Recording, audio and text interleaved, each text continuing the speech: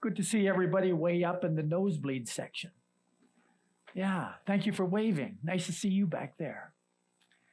This is a great day.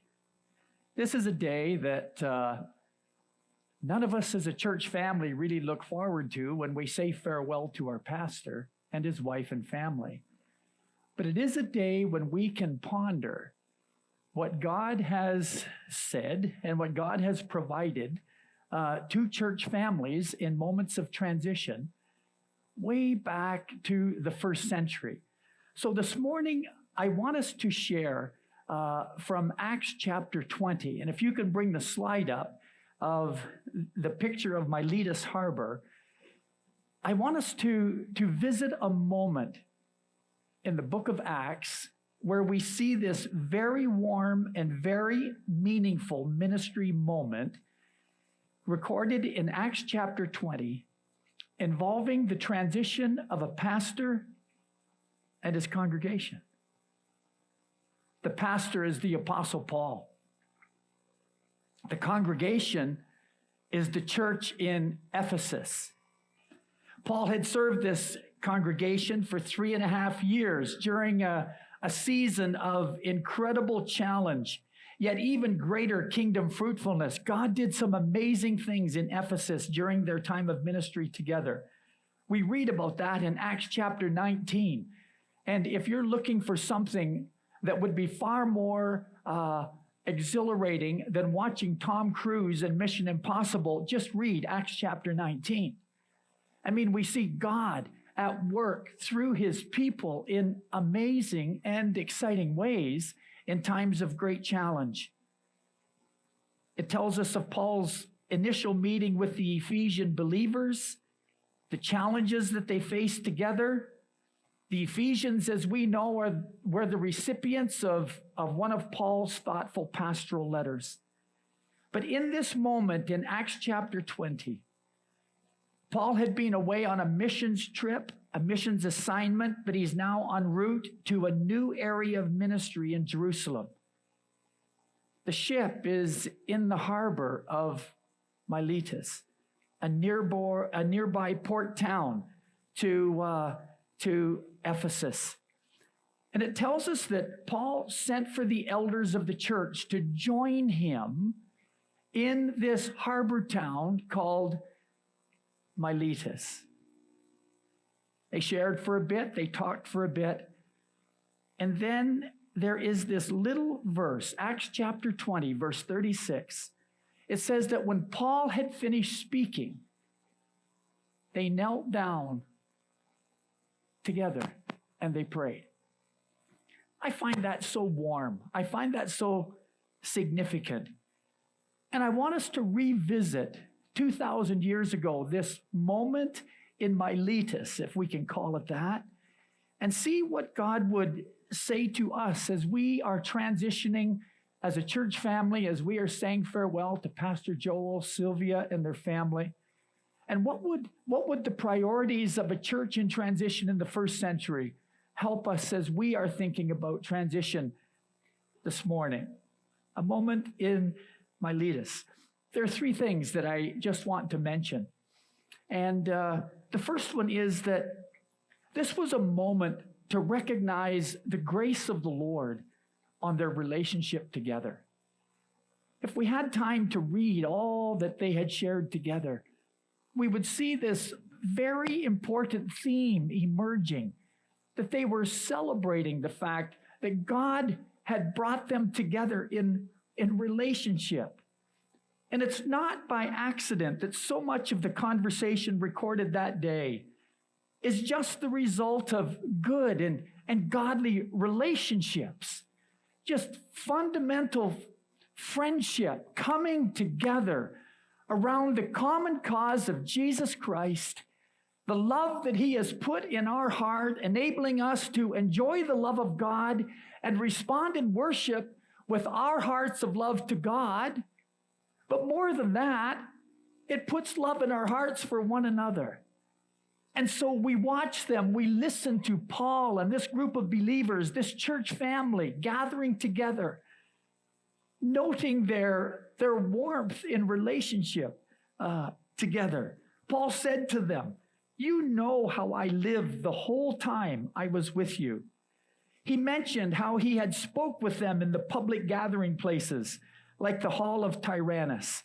But they also met as a group of believers from house to house. In other words, they knew where each other's kitchen was. They knew where each other's candy pot was. They understood each other's heart and lives and families and children. They didn't just worship together on Sundays. They celebrated the lordship of Jesus and the love that God had put in their hearts for one another 24/7. They enjoyed one another. They were called to relationship together, not just in their relationship with God, but their relationship together. You know, you cannot read the New Testament without seeing the repeated phrase, one another. In fact, it's recorded 59 times in the New Testament. Over half of the references to one another that we see in the New Testament come from the Apostle Paul himself. And I just want us to look briefly this morning at the 5 references to one another that Paul shared with the Ephesians in his letter to them. Notice as they come up on the screen, be patient, bearing with one another in love, Ephesians 4, verse 2. Be kind and compassionate to one another, Ephesians 4:32. Forgiving each other. You know, that's an amazing one another that we need to understand, because who of us are perfect in our relationships? None of us are. And we all need the grace that flows from our heart to each other when we need to forgive each other. Speak to one another with psalms, hymns, and spiritual songs, and submit to one another out of reverence for Christ. What does this teach us? It teaches us that the church, that Heartland Church, is really about community. It's about a relational community. It's a family where one another is preeminent. Yes, Jesus is the preeminent one, but one another becomes the preeminent definition of how we function together as a church family. And the church is always more than an organization. It's this living community of faith. It's always more than merely the structure we put around it. You know, in Canada today, it's important that we find practical ways of organizing ourselves. We actually can incorporate ourselves as church families. You understand that? But how many know that the church is never a corporation? The church is always a community of God's people interacting together, loving one another, caring for one another. People are precious, and our relationships together rule the day. And that's what we are doing together as we honor the relationship that we have enjoyed with Pastor Joel, with Sylvia and their family for 8 years. We all know C.S. Lewis. He made a great statement years ago that I just want to read to you. A secret master of ceremonies has been at work, Christ, who said to the disciples, "You have not chosen me, but I have chosen you," and can truly say to every group of Christian friends, "You have not chosen one another, but I have chosen you for one another." The friendship is not a reward of our discriminating and good taste in finding one another out. It is the instrument by which God reveals to each of us the beauties of others. God is intentional in putting us in relationship together. Aren't you glad that the person sitting beside you has beauties that you need to find out? In fact, why don't you turn to them right now and just say, "My, you're beautiful. My, you are really beautiful."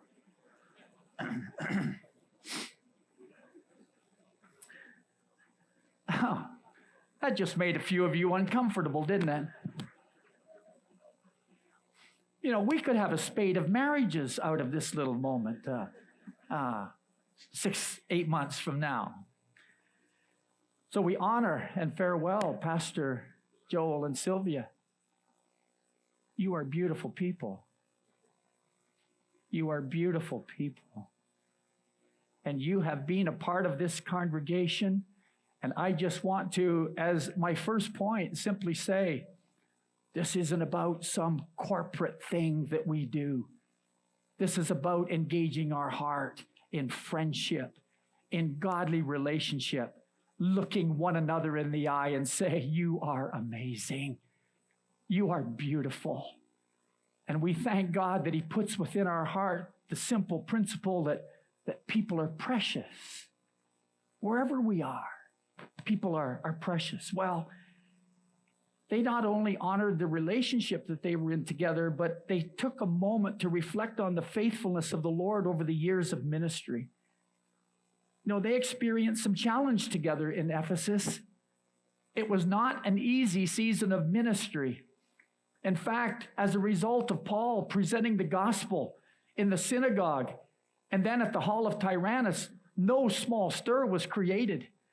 In fact, when you read in Acts chapter 19, there was actually mob justice about to be executed upon two of his associate pastors, Gaius and Aristarchus. They were hauled into this place and the mob was surrounding them. Demetrius was head of the silver makers union. And he had gathered everyone together because how many know that the gospel always confronts cultural idols? Always does. And it happened in Ephesus and it happens today. In the proper presentation of the gospel, there are idols that need to fall. And in Ephesus, it was a silver idol, the idol to the gods. And the silver makers were not that impressed. So they gathered together and they had this moment of mob justice in the history of Paul's ministry in Ephesus. It was so tense that they had to tell the Apostle Paul, don't go into the arena, don't go into the great theater, because that's where the mob had gathered. And the two associate pastors were there. And how many are glad that you weren't an associate pastor in Ephesus at this moment? I mean, you would have had your life on the line for the gospel of Jesus Christ. And here you see the picture of the great theater in Ephesus that holds 25 to 30,000. And the people had gathered. Remember I said that Tom Cruise and Mission Impossible had nothing on the Apostle Paul. In Ephesus, if you want to read something exciting, read Acts chapter 19, Acts chapter 20, better than any movie you'll ever watch. And in the midst of it all, who was there with them? God. God, who is the faithful God, delivering them from moments of great pressure, great tension, enabling them to pause in this moment in Miletus, kneel on a beach perhaps where the boat had been anchored, the ship had been anchored, and thank God for his grace upon their ministry. We're going to do the same thing with Pastor Joel and Sister Sylvia in just a moment. You know, I was thinking about having a truckload of sand brought in and dumped all over so we could kneel and leave knee prints just like they did in the first century as we kneel and pray and bless them. And thank God for their ministry. And think about the people who have come to living faith in Jesus over 8 years of ministry at Heartland Church. And thank God for the nourishment that we have received through the teaching, the faithful teaching of the word through Pastor Joel week after week.